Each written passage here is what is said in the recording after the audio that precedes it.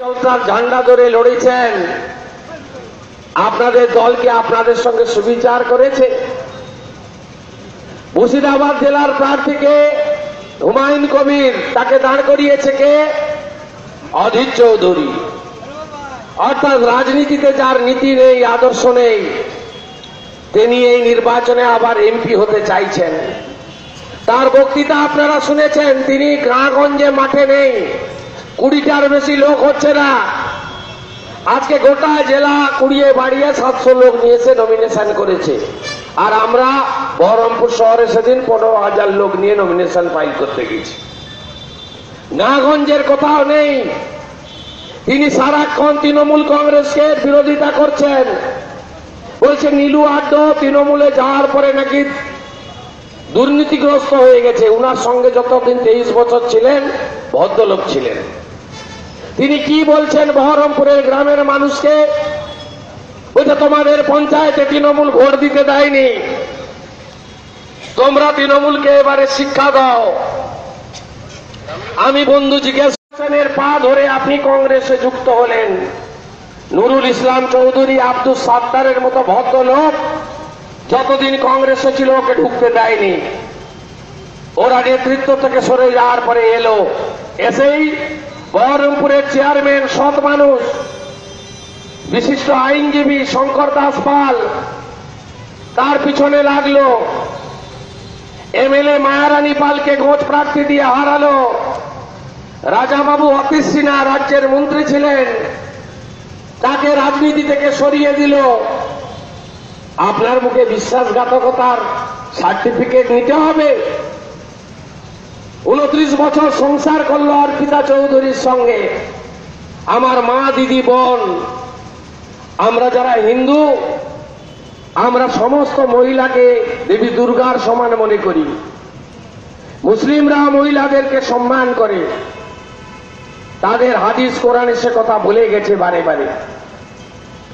আজকে বলুন তো, 29টা বছর অর্পিতা চৌধুরী আজকে অরিত কি যন্ত্রণায় বেরিয়ে এসেছে। অরিত তো বড়োয়ার প্রার্থী ছিল, নবগ্রামের প্রার্থী ছিল কংগ্রেসের। অরিত তো যুব কংগ্রেসের সভাপতি ছিল মুর্শিদাবাদের। সে তো কার্যত ডিমোশন নিয়ে তৃণমূলে এসেছে, সাব ডিভিশনের প্রেসিডেন্ট আমরা পরে করেছি। সে আজকে ইলেকশন এজেন্ট হয়েছে। কেন? অরিত বলছে আমার ওই সুন্দর দিদিটাকে চলে যেতে হয়েছে এই লোকটার জন্য। এই লোকটা যদি হারে, আমার দিদির আত্মা শান্তি পাবে। 29 বছর ধরে অর্পিতা চৌধুরীর সঙ্গে সংসার করার পরে তার সঙ্গে যদি বিশ্বাসঘাতকতা করতে পারে, অধীর চৌধুরীর মুখে বিশ্বাসঘাতক এই শব্দটা যেন আমি কাল থেকে না শুনি। যদি বলেন আবার বলবো, যদি না বলেন আমি আর এই প্রসঙ্গ তুলব না।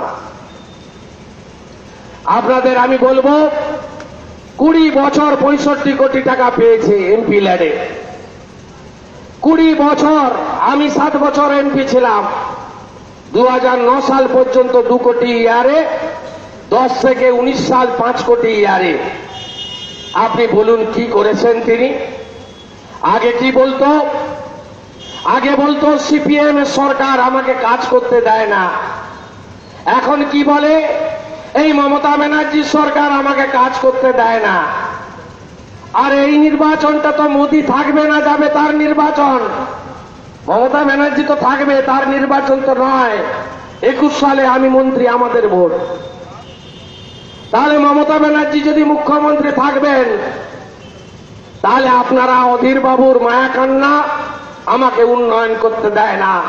মমতা ব্যানার্জির প্রশাসন দ্বিচারিতা করে, বঞ্চিত করে, তাহলে কেন ভোটটা আপনারা অপাত্রে ঢালবেন? আমি আপনাদের কাছে 20 বছর চাইব না। আমার পরিবারের 100 বছরের রাজনৈতিক ইতিহাস। বিপিন অধিকারী ব্রিটিশের জেল খাটা। আমি ক্লাস 11 থেকে ছাত্র পরিষদ করেছি, শিক্ষার প্রগতি, সংঘবদ্ধ জীবন, দেশপ্রেম। আমি একটা পুরসভা 15 বছর কাউন্সিলর চালিয়েছি। বিরোধী দলের এমএলএ, দুবারের এমপি, বর্তমানে দিদি নন্দীগ্রাম থেকে জিতিয়ে মন্ত্রী করেছেন জোড়া দপ্তর, পরিবহন এবং পরিবেশ। আমি এই কথাগুলো এই জন্য বলছি, আমি 20 বছর চাইব না। 2 বছরের জন্য ভিক্ষা নয় চাইছি ঋণ, অপূর্ব সরকারকে জোড়া ফুলে বোতাম টিপে ভোট দিন। বাংলা, বিহার, উড়িষ্যার রাজধানী বহরমপুর, মুর্শিদাবাদ যদি পাল্টে দিতে না পারি, উন্নয়ন দিতে না পারি, 21 সালের বিধানসভার ভোটে ভোট চাইব না। 2 বছরেই আপনাদের সাংসদের স্বাদ আপনারা পাবেন। আপনারা মমতা বন্দ্যোপাধ্যায়কে 16 সালের ভোটে এমন কিছু দিতে পারেননি। 22টার মধ্যে মাত্র 4টে সিট জিতেছিলাম আমরা। দিদিকে আপনাদের মুর্শিদাবাদকে বঞ্চিত করেছে। মেডিকেল কলেজ দিল কে? কংগ্রেস দেয়নি, মমতা ব্যানার্জি দিয়েছে, সিপিএম 34 বছর দেয়নি। ইউনিভার্সিটি দিয়েছি আমরা, জায়গা ঠিক হয়ে গেছে, পিডব্লিউডির বোর্ড পড়ে গেছে, কেএন কলেজে ইউনিভার্সিটির ক্লাস শুরু হবে, নির্দেশিকা এসে গেছে। বিধানসভায় মুর্শিদাবাদ জেলা বিশ্ববিদ্যালয় বিল পাস হয়েছে। মতিঝিল, গোটা লালবাগ, মুর্শিদাবাদ শহর পর্যটন বদলে দিয়েছি আমরা। দেশপ্রেমের কথা, আরে 47-এর স্বাধীনতার আগে তো বিজেপি ছিল না, জনসংঘ আরএসএস ছিল। আমরা গান্ধীজিকে পুজো করি, বাপুজি বলি, জাতির জনক বলি, অহিংসার পূজারী। এরা সকালবেলা রাজঘাটে গিয়ে মালা দেয়, আর তারপরে গিয়ে কেশব ভবন আরএসএস অফিসে গিয়ে নাথুরাম গডসের গলায় মালা পরায়।